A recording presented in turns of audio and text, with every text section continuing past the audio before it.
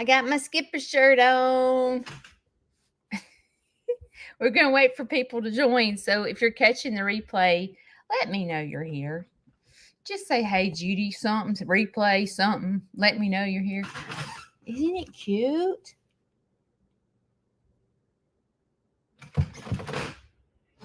You know what I did, though? Me and my crazy self. Okay, during the summer, I cannot stand to wear sleeves. I get too hot out on that farm. I mean, I'm roasting, and it's just too hot. So I ordered Kayla and I some sleep because Kayla's like me. We're just alike. She likes to wear sleeveless shirts in the summer too. And so I ordered these, not paying attention that they were men's shirts. So I ordered me a large, and it like comes to my knees almost. So like my shirt is too big and Kayla's is too big. So I told Kayla, I said, she does real good about cutting her shirts up. So I told her, I'm going to have to cut mine up or do something. I don't know. But look at this. I do not pay attention to details. So now it's almost like I need to reorder my skipper shirt so that it fits me. But the only one, I don't like my shirts tight.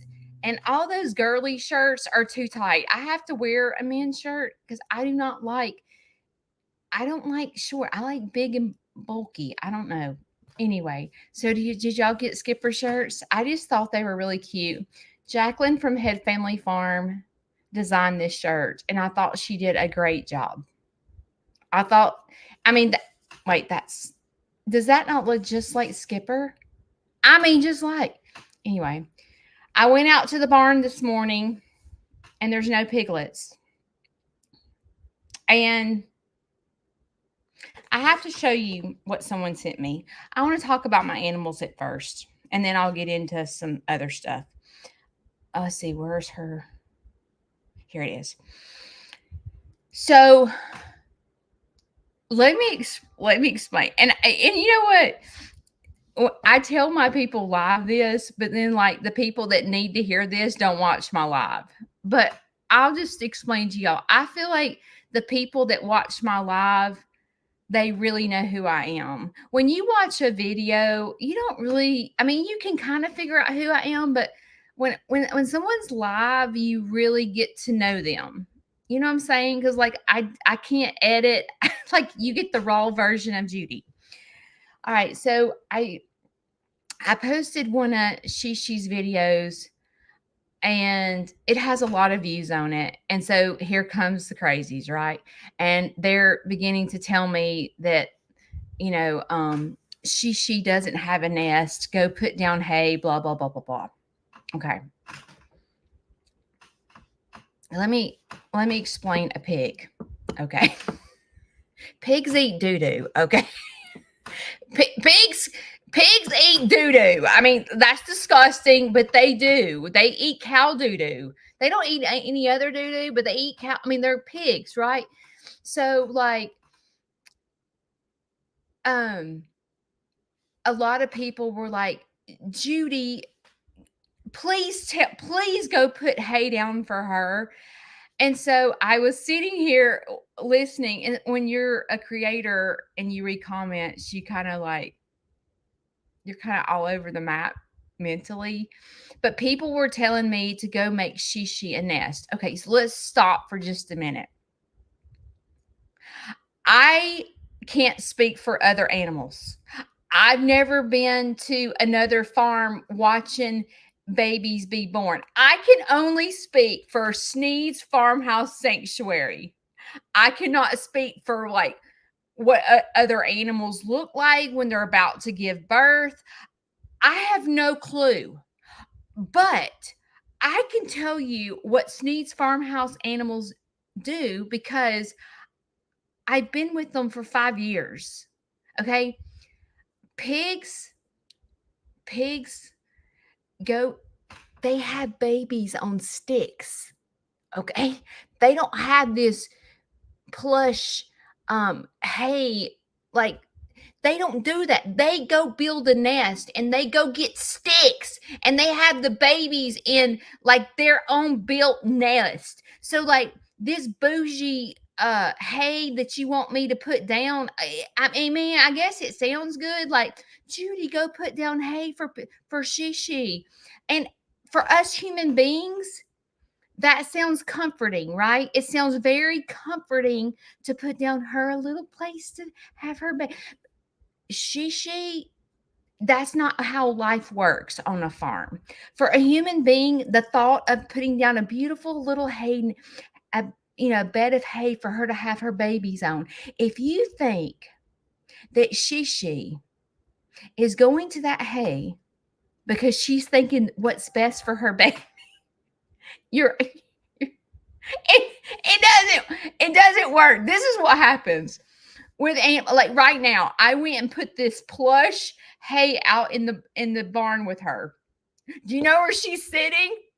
On the complete opposite side of the barn. She is not touching the hay. Okay. Another thing, like I said, I have friends that have pigs.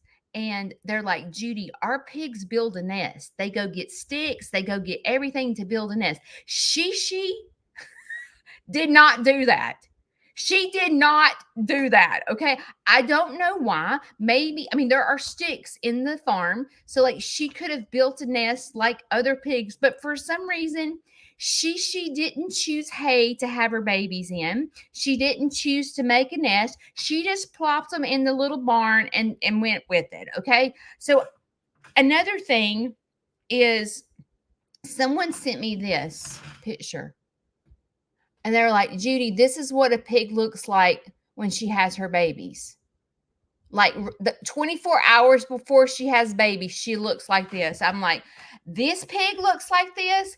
But I'm telling you, I know my animals, and she did not look like this when she had her babies last time. As a matter of fact, I couldn't even tell she was 24 hours from having babies.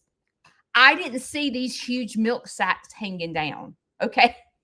I did not. Okay. So, like, I feel like personally, each farm is different, and farmers know their animals because they've generally, have been through it. And if you haven't been through like your animals having a baby, you depend on other farms to tell you what's going to happen. And it's the funniest thing because what happens in your farm doesn't happen in their farm. You know what I'm saying? So like every farm is different, but I know it seems I did put hay down for Shishi, but she's in this soft barn that had straw and stuff. But if she has the babies on that beautiful hay thing that I put in there, I'll pass out on the floor. Just to let you know. And it's like chickens. Like Kayla and I can go out there and scrub the bejesus out of the chicken containers, and they have clean water, and they're not going to drink out of the clean water container. They're going to go drink out of a mud pit.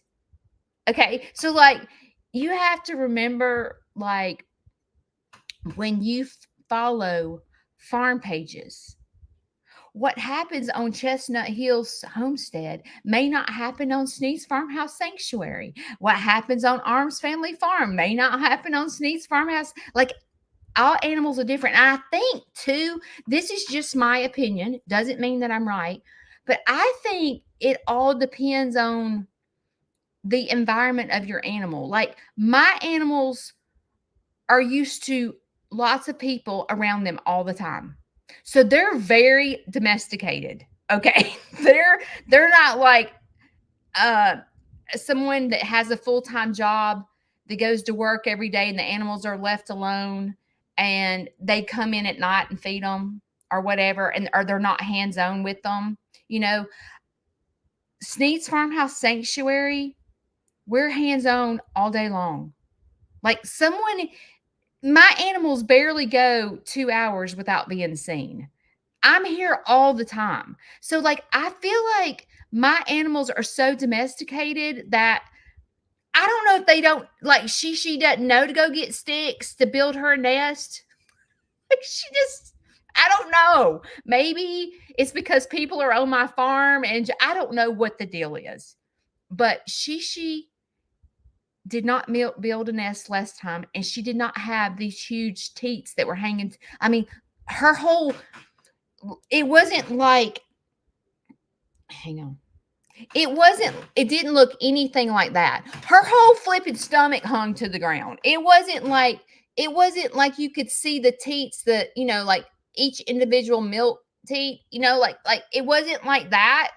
The whole freaking thing just hung to the ground. I don't know why. So like, just understand, just understand. A lot of you follow different farms, and people will go, "Oh, Judy, you need to be careful about Leroy being around the alpacas because Arms Family's farm's donkey killed their alpacas." And it's like, dude, Leroy's been around the alpacas his whole life. He's fixed. He ain't trying to breed the alpacas. So, like, what happened in their farm doesn't necessarily mean it's going to happen to my farm. And what happens at another, you know what I'm saying? So, like, as you follow these farms, you have to be, let's see, how do I put this? You have to trust your creator, because the creator knows their animals and knows their farm. And if we make a mistake, you have to love on us, because by God, we're trying. We're trying. So, like, if a disaster happens with Shishi's babies, you got to know in your heart that me as a creator and as a farmer, that I did my very best, and love on me instead of going, "You piece of Shishi, you should have done this. You ain't no farmer. You should."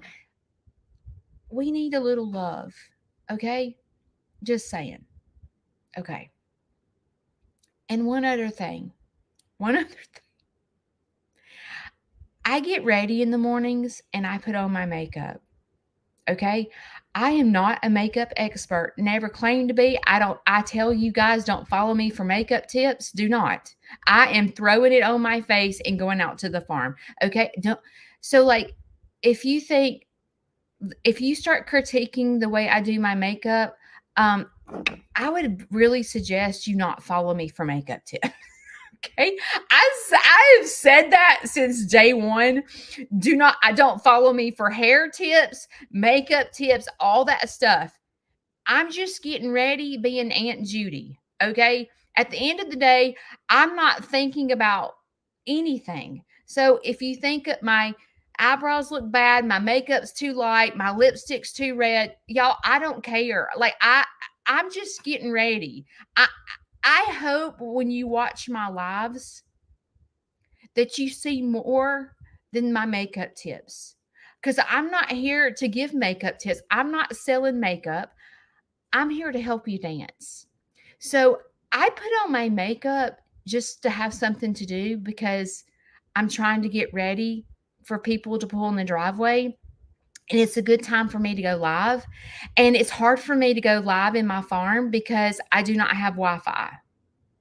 So this is what I've always done. I'm a weirdo. So don't critique my makeup. I don't want you to follow me for makeup tips. My makeup probably is a train wreck, okay? But, like, at the end of the day, I'm trying to go feed a calf, okay? I'm doing good just to put it on a little bit, okay? I'm trying to not get burned and use some sunscreen in my foundation so that I am a redhead and I don't want to get burnt. So please know that. Okay. All right. Shishi has not had her babies this morning. I went out there about 6 o'clock this morning and she's still laying there. So she is fine. And I'm struggling with the fact is, like, what if this lasts 2 more weeks and I've got her stuck in the barn? You know what I mean? Like, it's hard. Did y'all grab your protein?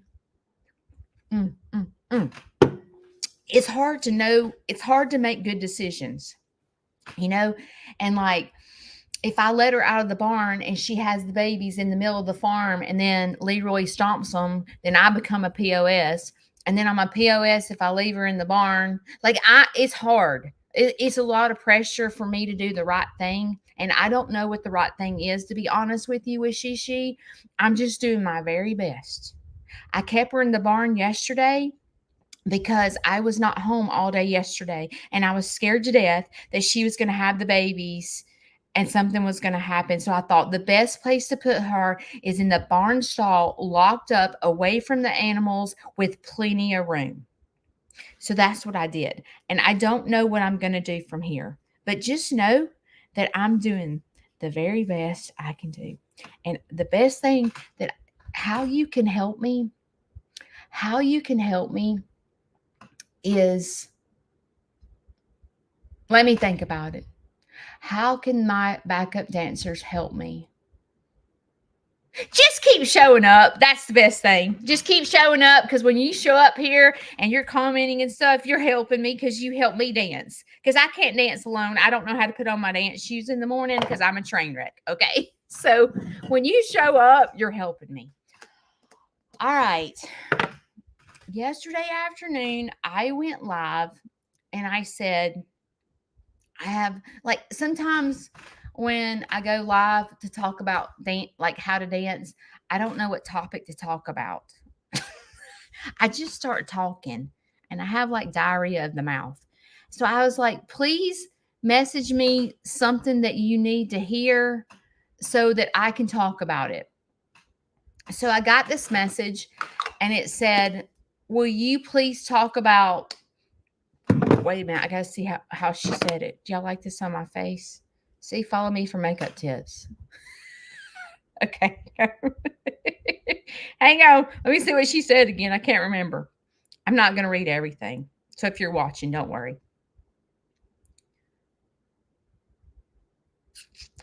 Okay. Basically, what she said is she has adult children that are already married, that live out of her home. And you know how, like, when your kids first move out, they're like kind of learning life and they're like, oh my gosh, you know, I got to pay this. Like, you know, they're like learning how to be an adult.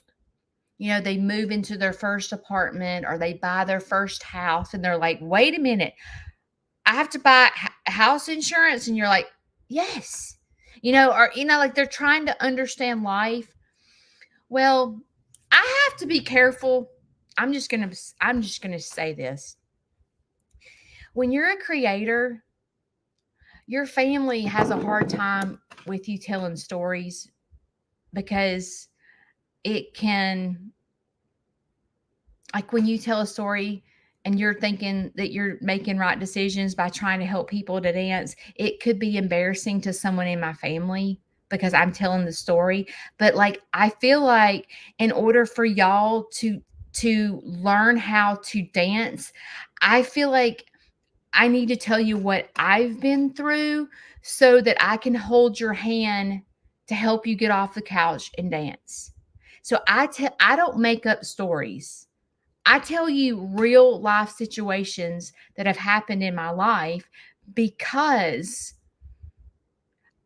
I feel like when I tell my story, somehow, some way, it triggers something in your brain to go, oh, yeah, I know what she's talking about. I remember when this happened to me, or I remember, like, it's hard, but I have to be careful because the last thing that I want to do is to embarrass someone in my family and ruin my own relationships with my family members. You see what I'm saying?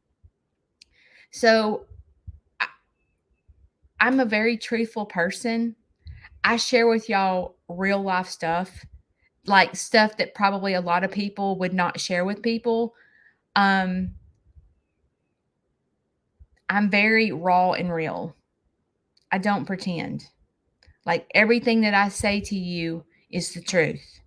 And it's stuff that I've been through. Okay. All right.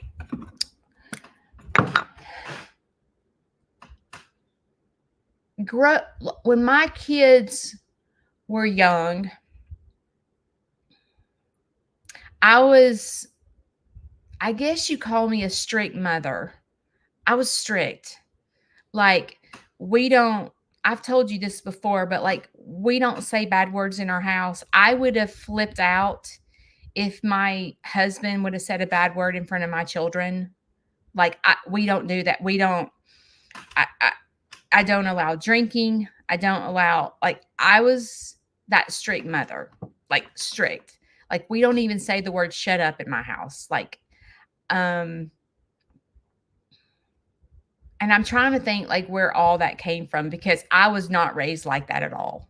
I was raised with drinking going on in my house, cussing going on in my house, like rebellious things going on in my house. Like, my mother worked full time, so she was never home.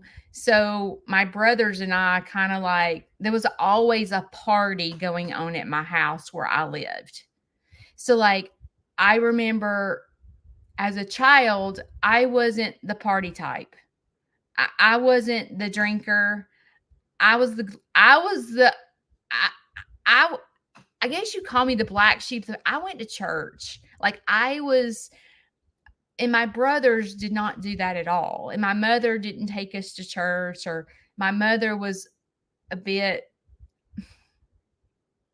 I guess you call her, she was a bit on the wild side. Like, she wasn't scared to do anything. She was kind of the life of the party, very outgoing. And I was like I was the kid in my bedroom with the door shut, crying, writing letters to God to save my family's soul. Like, that was me. And then my whole family would be behind, like in the house, like having parties, And so, like, I can remember just like being this little girl in the bedroom with the door shut going, I hate my life. Like, there's always people at my house. I tell you that I deal with my depression. I have to be by myself. And I did that as a child. And when there's people always at your house, my house was the party pad.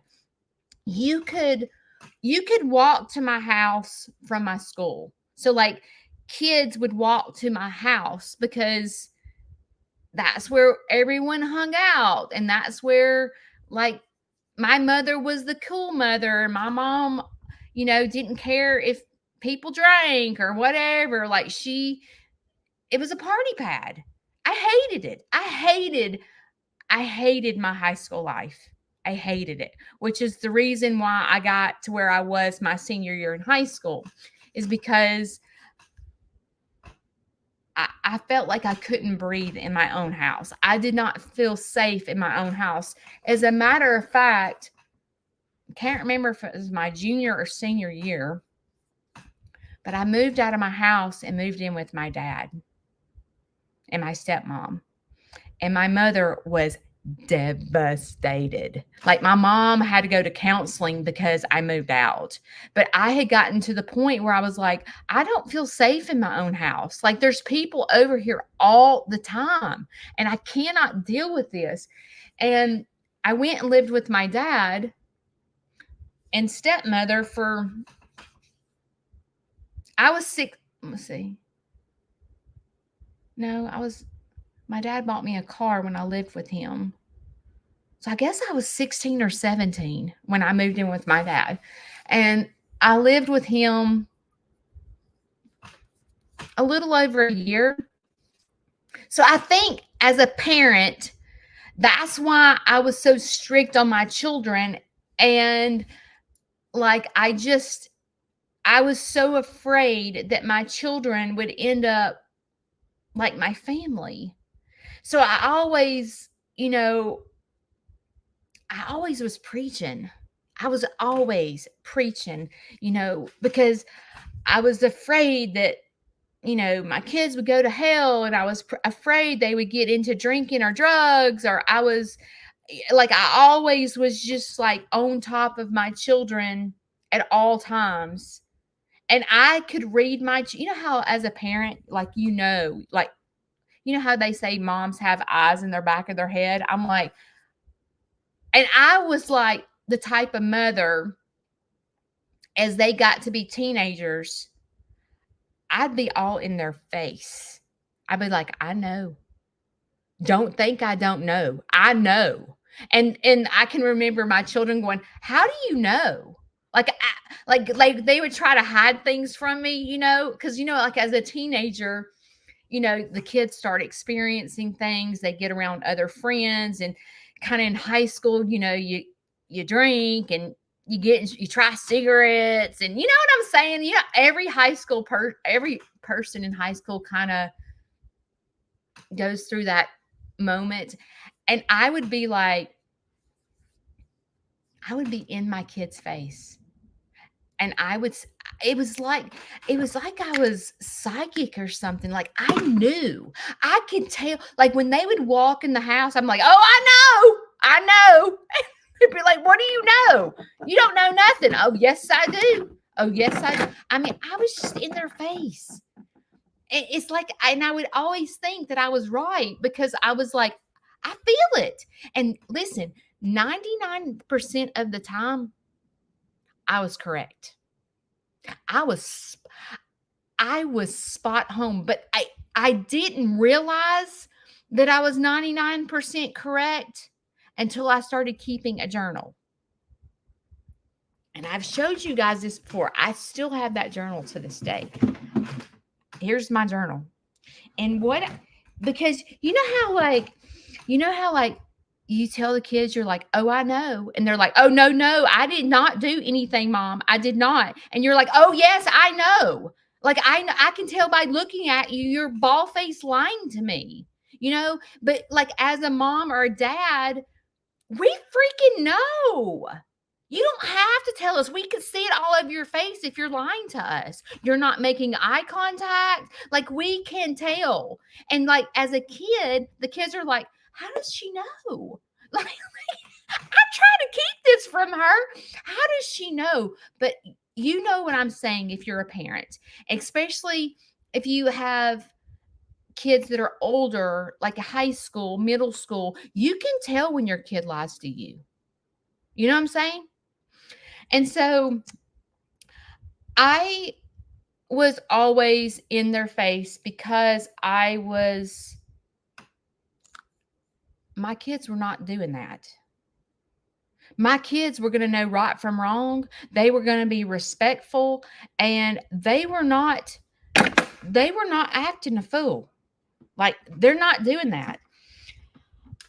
I remember when they got older and like my son went to college, like, you know how when your kids go to college, you hear about, every parent probably says this. If you party and fail out, you're done. I ain't paying for nothing. You know how every parent says that, because every parent fears the kid going to college and partying, because so many kids go to college and get away from their parents and they flip their lid and they just forget everything they learned from their parents and they become their own person. And you're like, what are you doing? Like, I'm not paying for nothing. But I think every parent, when the kid goes off to college, we tell them kids, we go, if you fail, I'm done. You get one chance. You get one chance. If you go there and start partying and living it up, I'm done. You're coming home. You're coming home. So do you understand me? So if you go there and act a fool, you're coming home and it's over. Every parent does that because we fear when they get away from us, we fear they're not going to make the right decisions because we're not there to hold their hand and guide them in the right place. And we worry about that as parents.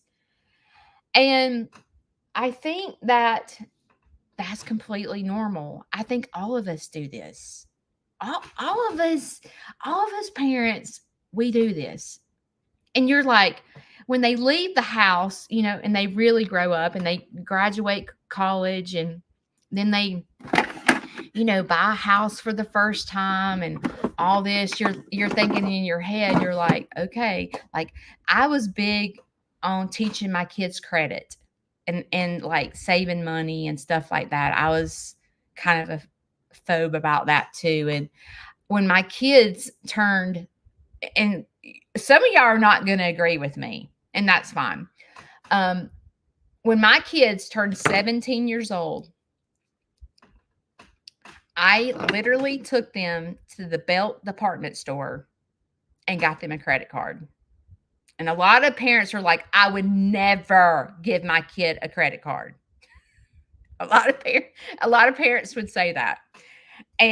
But me, in my head, I knew the importance of credit, and I knew, like, listening to other parents that had kids in college, and what would happen is the kids would get out of college and they had no credit, and then they were like get a job for their first time, and then the parents were signing for an apartment with them because they had no credit. And I listened to all those stories and I was like, my kids ain't doing that. They're going to learn. They're going to learn from the age of 17, when they can get a credit card, how to have credit.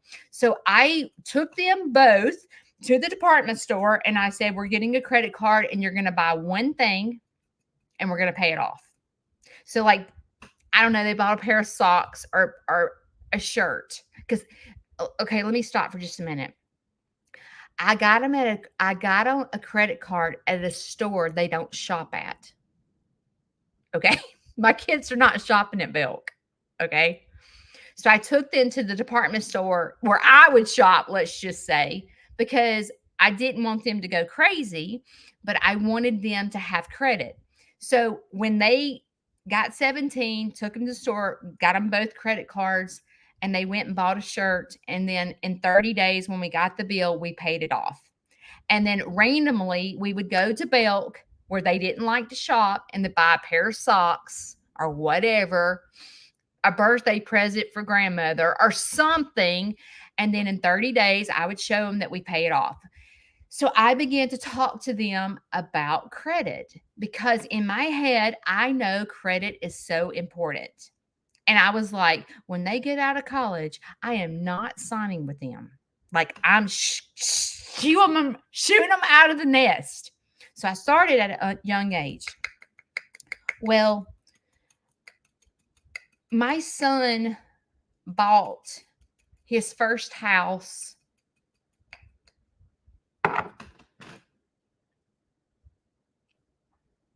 I think he was 23 or 24. He bought a house by himself because we built his credit from a young age. And my youngest son went straight to my oldest son is a welder. So he went to welding school and then pretty much went and got a job. And then my youngest son went to college. And so he was in college for 4 years. And then he went and got an apartment. So when he got out of college, he had credit. So I'm like, dude, you own your own. Fly, bird, fly. It's like, I ain't helping. Go. But I think I told you guys that I have gone through Alanon. And I went through Alanon because I wear many hats in addiction. Many. And so I was having a hard time, like, accepting, like, my father was a smoker. My father was a drinker. He was an alcoholic. And when he passed away, I had a lot of anger inside me from his death. And, my brothers, struggled with addiction. I had my own addiction. With the eating disorder and depression and all that crap. So, like, I started going through Alanon. And I remember the first day that I went there, I was looking for the answers. Like, help me get over this anger. I'm so mad at my dad. Help me get over this anger.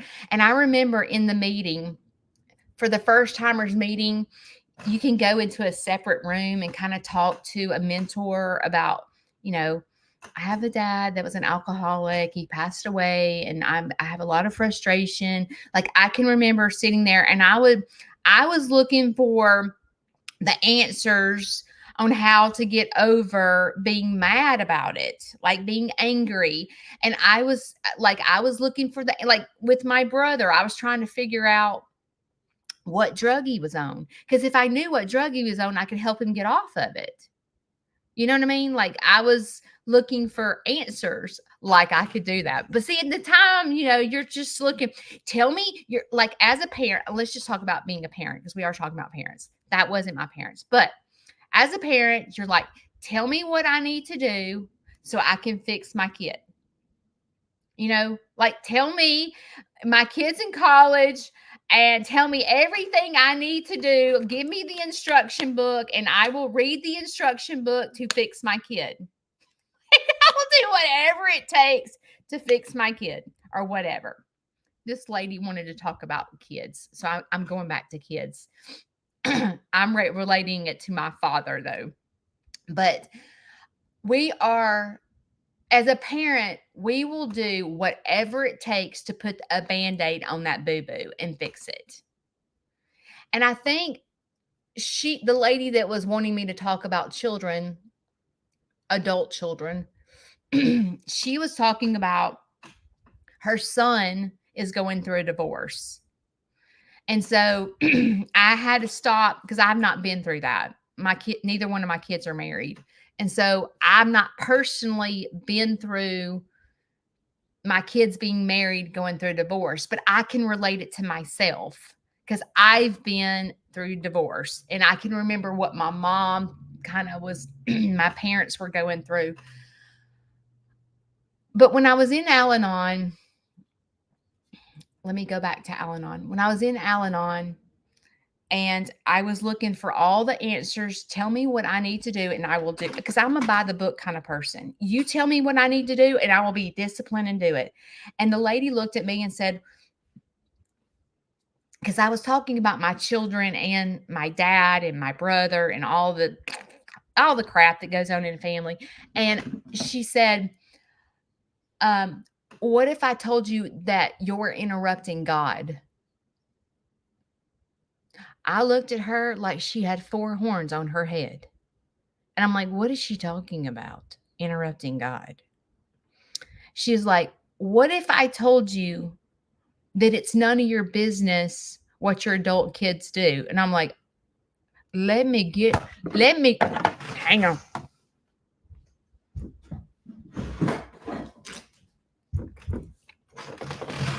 When she told me that, I flipped my lid. I said, Joker, let me tell you something. That don't happen around here. My kids will not act a fool around me. They will not smoke. They will not drink. And they will never say a cuss word around me, period. Do you understand me? And she looked at me and she was like, Judy, your kids are adults, and it is none of your business what they do. And I'm like, and she was like, what if you're interrupting God? And I'm like, what do you mean? She was like, do you realize that when you're sitting here doing this to your adult children, you're playing the role of God? I'm like, no, I'm not. I'm playing the role of mother. I am their mother. And my kids will never do that. I don't care if they are 50 years old. If they come up smoking a cigarette in front of me, I'm pulling their pants down and I'm whipping their butts. Do you hear me? That was the type of mother I was. And then I can't understand why my kids don't want to come around me. You know what I'm saying? I would find that, like, my kids would want to, like, let's just say, like, hang out with their dad. And I would be like, what's wrong with me? Like, I mean, why don't you want to hang out? Why don't you want to go to a concert with me? Or why don't you want to go to a football game with me? And they're like, well, mother, I'd like to have a beer, but you freak the crap out. And I'm like, oh, no, you're not drinking in front of me. We can go to a ball game and not have a beer. And they're like, Mom, it's not like I'm going to get drunk. I'm literally having one beer. I'm like, you're not doing that in front of me. You're not. Period. Period. You're not doing it. And when the Alanon lady told me that I can't control that, and I was like, what do you mean? Like, what I'm getting at is, at some point you have to let your kids go. You know what I mean? Like, and I was having a hard time letting them go because I was like, they need me in their life because I'm the only positive thing in their life. Everybody else is a train wreck but me. You know what I'm saying? I'm like, no, I'm the only stability they have in their life. I'm the one that talks to them about financial stuff. I'm the one who keeps them on the right track and to make good decisions. I will always point them in the right direction. They will not do any of this in front of me. Period. And I had a hard time. I had a hard time because what was happening, I think, is I was afraid they would be my dad. I was afraid they would get addicted to smoking, or I was afraid they would get addicted to alcohol. And I wasn't going to allow that because I thought in my head, first of all, I have mixed feelings about addiction. Let's just talk about that. I think this is just me personally. This is not just, doesn't mean I'm right. I'm just talking out loud. So just bear with me. I don't think that you as a parent can stop that. I don't care if you put them in church every single day. I don't care if you don't allow them to smoke, drink, and cuss in your house their entire life. You cannot stop that. Even with your adult children going through a divorce, you could teach them how to be the perfect husband or the perfect wife, but guess what? You can't keep them from making a right decision on who they marry. You can't keep them, no matter how much you train them. Like, you need to marry a Christian girl. You need to write down everything that you desire in a woman. Don't make the same mistakes that I've made.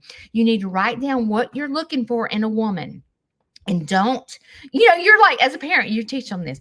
Don't settle. Don't be like your mom. Don't settle. Wait. Don't have sex before you're married. Wait, don't do anything like me. Okay. I'm your example of what not to do. And you're like, as a parent, you try to teach them everything that you did wrong so that they don't make the same mistake. But I have to tell you, mama, that reached out to me, you can't stop it. You can't stop your child from going through a divorce. You cannot stop your child from drinking or whatever you're trying to get them to make good, having sex before they get married, all that stuff that you try to preach. You can't control that. You cannot control that. And it sucks as a parent to sit on the sidelines and keep your mouth shut. It sucks. It sucks.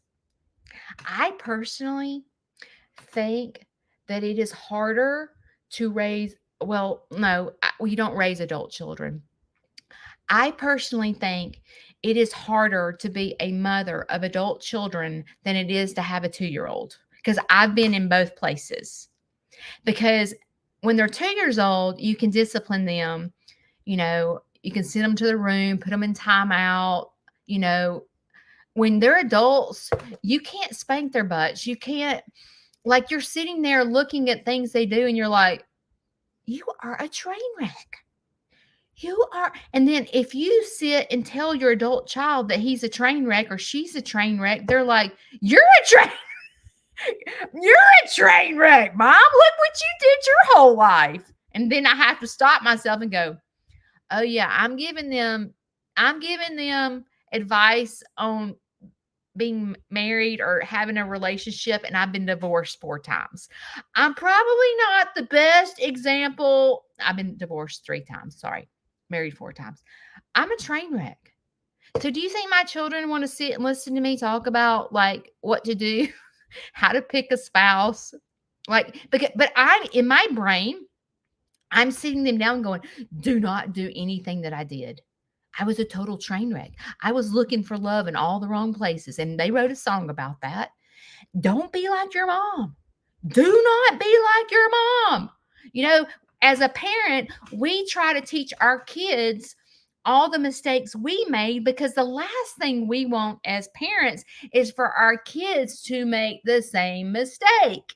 So we begin to teach them everything that we did wrong in hopes that they don't make the same mistakes. But as a parent, we all we can do is guide them in the right direction when they're living in our household. You teach them right from wrong. You know, you do teach them your mistakes that you made. You try to build their credit. Does that you helping them build their credit? Does that mean they're never going to have credit issues? You're like, I went and got you a credit card at 17 and taught you, held your hand to teach you about credit, and then you go and do this. Are you kidding me? I wasted my time. You know, like that's how you think as a parent.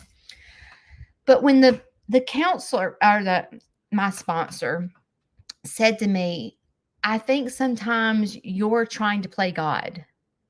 I was mad. I was seriously mad because I was like, I guess I didn't look at it like that, but let me stop and back up just a minute. I told y'all the story about me being in I used to live in Stapleton, which was South Alabama. I lived at Gulf Shores, basically. And when Shane got transferred or was getting was when Shane got the offer to come to Coleman, I was like, "No." In my head, I didn't say it out loud to him, but I was thinking, "No. I freaking love Stapleton. I love my house. I love my community." And I remember Larry, because Larry lived with us. Larry has lived with us. Larry is my stepdad that lives with me. Okay. He lived with us. He didn't want to move either. Me and him would be like Shane would go to work and we'd be like, "Oh my gosh, he is making the biggest mistake." You know, um,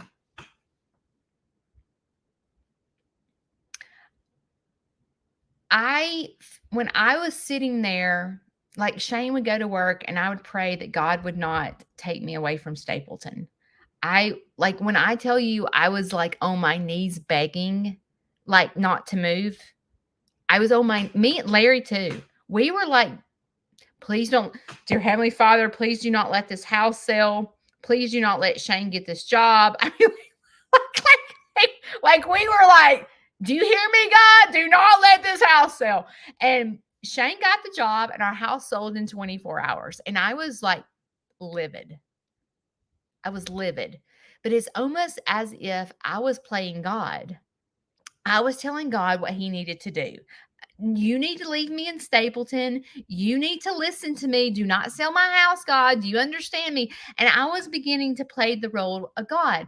And this situation that I went through, I go back to it all the time because that is where I learned to trust God is through that situation because I was literally on my knees begging God not to move us.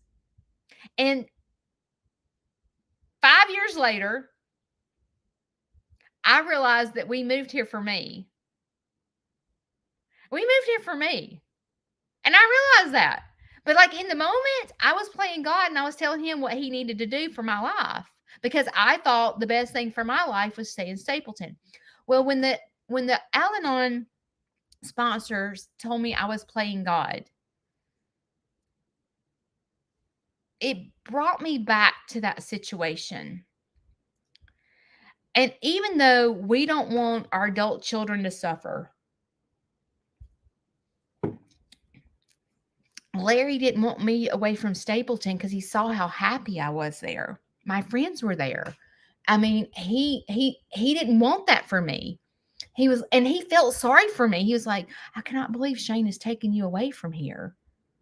Like, he moved you down here and now he's moving you somewhere else. Like, my whole family was a little frustrated at Shane. My kids were frustrated at Shane. They were like, I cannot believe he is moving you away from here. And so many times as adults and as parents, I think we try to play the role of God. And we don't want them to struggle. We don't want them, to go through what we went through. Hang on just a minute.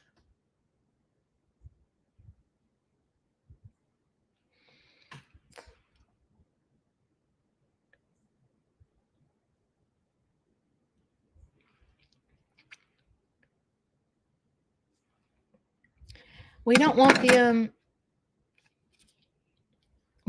them to struggle. So we think we have to intervene and play the role of God to swoop in and rescue them. Instead of letting their life, they're writing their own story. And she even said this to me, which was a foreign language to me. She goes, do you know that your kids have their own God? And I thought in my head, there's only one God. What are you talking about? But what happens often with us as parents is we begin to intervene. And we're messing up God's perfect plan. Because we're running in trying to rescue, and we're like, I mean, our kids are our everything. And when our kids are like going through a divorce, we're like, oh my God, because if you've been through a divorce, you know the pain that your child is going through. And you're trying to rescue, and you're trying to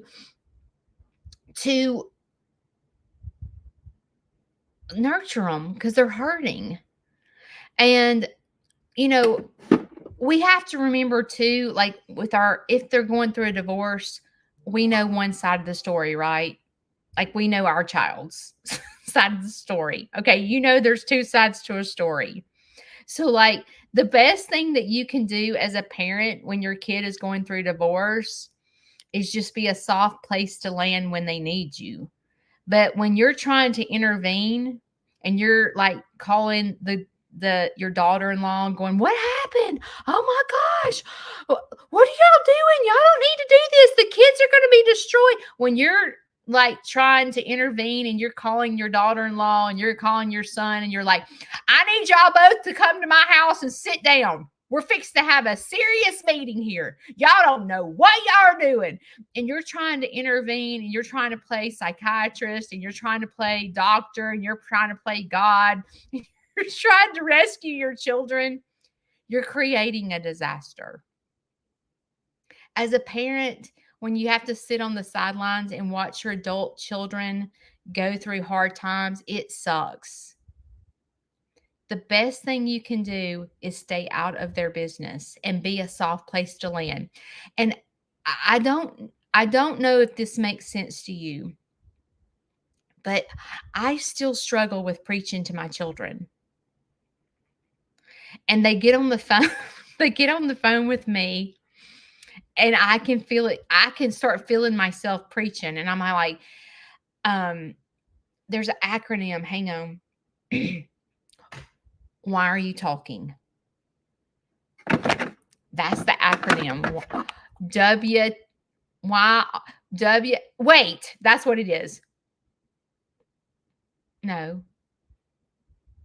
Anyway, I can't remember. But I want you to say to your head when you're on your phone with your adult children and they're going through things, you know how like you're listening, but you're not really listening. You're trying to say what's next because you're trying to tell them what to do and you're not listening. You're trying to like as soon as they say something, you begin to want to preach to them and tell them how it's right. You know what I mean? We do that. Like you're trying to think about what you're going to say next. And practice listening and not talking. I had to learn this because I am not good at this at all. I'm a talker. I want to tell my children what to do because I think I'm right. Okay. And practice when your adult children get on the phone with you, practice listening. And don't help make decisions for them. I'm not good at this. I have to practice this all the time. And to me, this is part of dancing is listening. And even if you can't relate, you don't have children, you can do this with friends. Practice listening. Be a good listener. Don't be a good responder. Don't try to preach. Listen. Because when someone tries to tell us a story, we start telling them the same story that we've been through. You know what I'm talking about? Like, they're like, oh, yeah, one time. Da, da, da. Oh, well, let me tell you. Listen what happened to me one time. This is so we do that. We want to tell our story. We like to hear our own self-talk. Practice listening. Okay, practice this with your adult children. The next time they call and they ask you for advice, Mom, me and Susie are fixing to go through a divorce. I'm so upset. I don't know what to do. Da da da da da da da da. What if you said, instead of telling them what to do, which is what we do, what if you say, you know what? You're smart. You will get through this. I love you, and you will make the right decisions. You are very, very smart. And shut up. Can you do that? I have a hard time doing that. I do. I swear it's the hardest thing for me. Like when my kids will call and say such and such, and I'm like, Corbin Vanson, you're almost 20, you're almost 30 years old. You got this. You got this, boy. You got this. Just cheer them on. You got this. Listen, you have been smart your whole life. You have figured out life to this point. You are one of the smartest people I know, and I know that you will make the right decision. And shut your mouth. Okay, I need y'all to go live tomorrow and repeat all this to me, okay? Because I try. This is what I try to do. I start preaching, and then because my kids start getting frustrated with me when I start preaching, and then it's like, it's a trigger in my head. I go, oh, Judy, you're talking. Listen to them. They really, I mean, they care what we think, but they don't care what we think. Like, do your kids ever do this? Like they make a decision and you don't agree with their decision, and you're like, well, that probably wasn't the best decision because let me just explain to you, okay? This is going to happen. This is going to happen. And they're like, everything that you say to me is always negative. And you're like, no, I'm not telling you negative. I'm just trying to guide you in the right direction. I'm telling you, I don't care if it's a friend. I don't care who it is. Nobody wants your opinion. Even when they say, do you like my shirt I have on? Do you like this shirt? Well, Judy, I wouldn't have gone with the rainbow colors. I would, like I ask you, do you like the shirt I have on? Yours just say yes. Oh my gosh, it is so cute. That is what I want to hear. I do not want to hear that I should have made Skipper in yellow. But we as human beings, we go, oh my gosh, you like my shirt? And then when you say, I think you should have done something different, you're like, I really don't want to know your opinion. I was just asking if you like my shirt.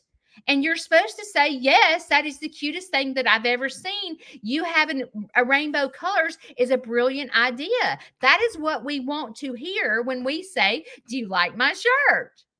And then when you're opinionated and go, well, I wouldn't have put squad in, Skipper squad. I wouldn't have changed that font because it's hard to read. And then I walk away going, oh my gosh, she is like everything I do is she doesn't like. If it ain't her way, it's the highway. We walk away saying that, but I'm the one that said, do you like my shirt? You know what I'm talking about? So when your kids or your friend calls you and says, oh my gosh, I painted my bedroom this purple. Do you not love it? Like, do you like it? Or do you think it's too, like, or if I say it this way, I painted my bedroom purple. Do you think it's too dark or do you think it's too light? Do you like it?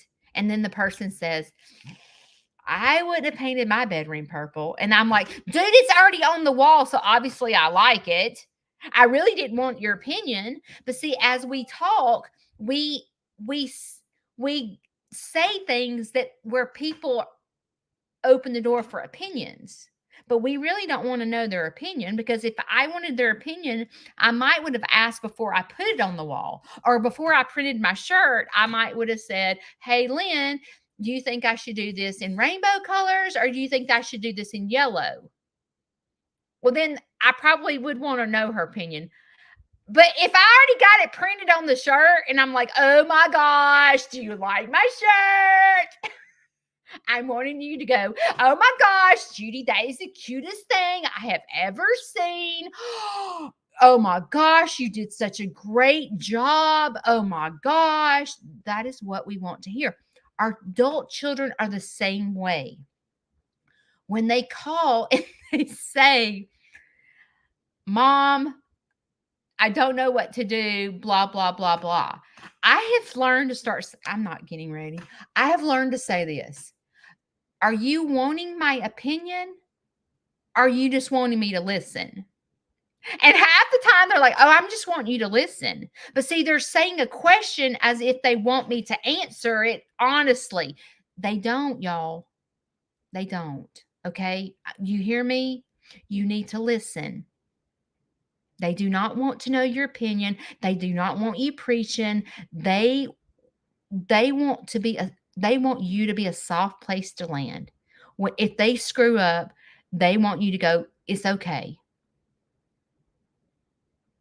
Pick yourself up, dust yourself off, and get yourself back on the road. You're going to be all right. But when you start going, well, that was stupid. I taught you not to do that. When you go out drinking and driving and you have a wreck, what do you expect, you big DA? you know, well, no wonder she left you because you work 24/7 and you're never home. When you start doing stuff like that. But when you listen and go, you know what? This is between you and Rebecca. This is between you and Rebecca. And I know you well enough to know that you're going to make the right decision. I love you. And if you need me, I'm right here. But needing you is listening. They don't need your opinion. They don't need you preaching. They don't need any of that. They don't. They need to know that mom is behind them, whether they sail or fail. And we are. Like if our kids fail, we're going to go, it's okay. Dust yourself off. Go to bed, roll over, and get up on the other side of the bed because you jacked up today. But it's okay. You're going to be okay. Go make the best decision you know to make. Do your best. At the end of the day, all you can do is do your best. But don't you tell them what their best is. Let them figure it out. Because when you start telling them, you're playing the role of God. And just like me, if Larry would have had his way, I would have stayed in Stapleton. And he's playing the role of God when he's like not trusting that no matter where I go, I'm going to blossom. And I do. No matter where I go, I find a home and I'm good. And, but as a parent, that's what we do. We think we have to preach. We do. I will parent to the day I die. That's what I used to say. And I had to be okay with my kids, my kids vape, and I hate it. I had to be okay with it. They vape. Well, one of them vapes in front of me, one doesn't. I first did it, I literally was cringing inside. I was so pissed off, I wanted to scream. But I realized that no matter what I say to them, I can't stop them from doing what they want to do. I can't. I cannot. And then I don't become pleasant to be around when I'm still preaching as if they were 5 years old or a teenager. I mean, you know what I mean? Like, no one wants to hang out with a sourpuss that is,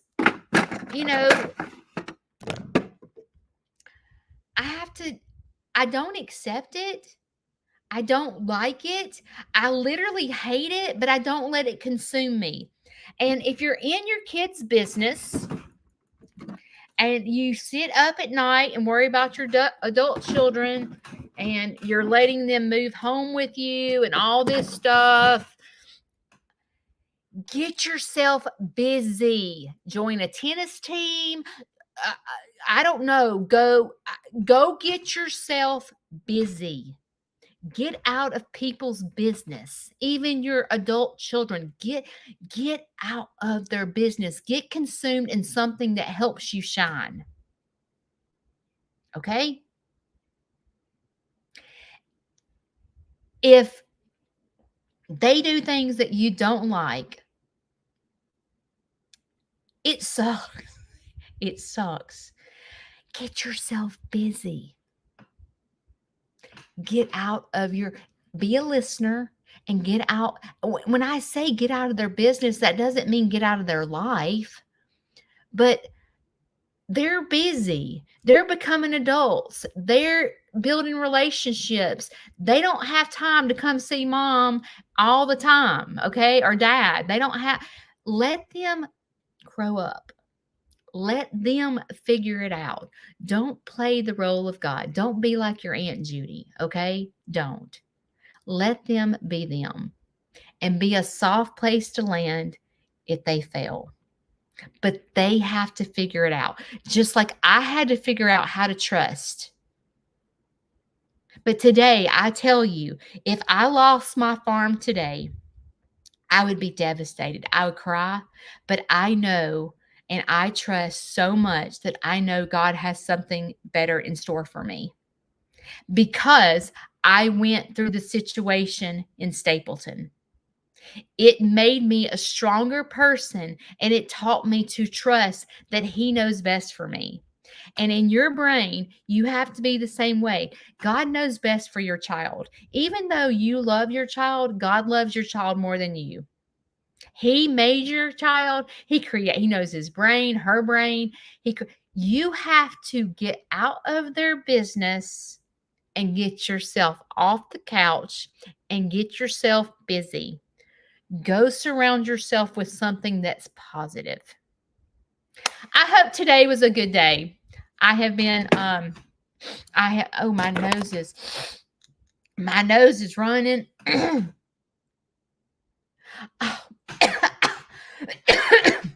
Jonna, I missed you so much. I'm coming back to meet you. Just to say, I hated that we didn't get to see you, and I'm so sorry for your loss. All right, guys. You have choices today. It's Monday. You can sit it out and be a sourpuss, or you can go dance and make a difference. I will see y'all Wednesday, and I'll keep you updated on Shishi. See you guys later.